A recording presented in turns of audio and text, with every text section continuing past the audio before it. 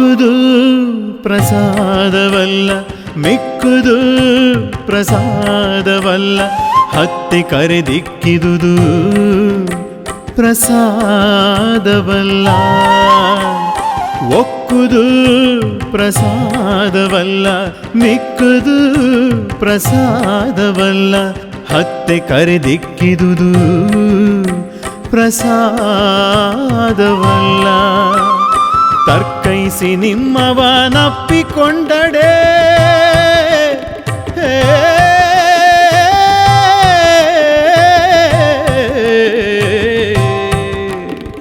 ತರ್ಕೈಸಿ ನಿಮ್ಮವನಪ್ಪಿಕೊಂಡಡೆ ನಿಶ್ಚಯ ಪ್ರಸಾದ ಕಾಣ. ಅದು ನಿಶ್ಚಯ ಪ್ರಸಾದ ಕಾಣ. ರಾಮನಾಥ ರಾಮನಾಥ ರಾಮನಾಥ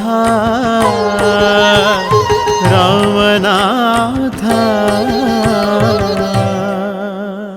ದೇವರಿಗೆ ತೋರಿಸಿದ ನೈವೇದ್ಯ ಅಥವಾ ಜಂಗಮ ಊಟ ಮಾಡಿ ಮಿಕ್ಕಿದ ಅಥವಾ ಉಳಿದದ್ದು ಕೆಲವರು ಪ್ರಸಾದವೆಂದು ಹೇಳುತ್ತಾರೆ.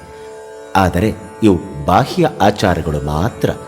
ಆದರೆ ನಿಜ ಭಕ್ತನ ಪ್ರಸಾದ ಅವನ ಭಾವನೆಯಲ್ಲಿಯೇ ಇರುತ್ತದೆ.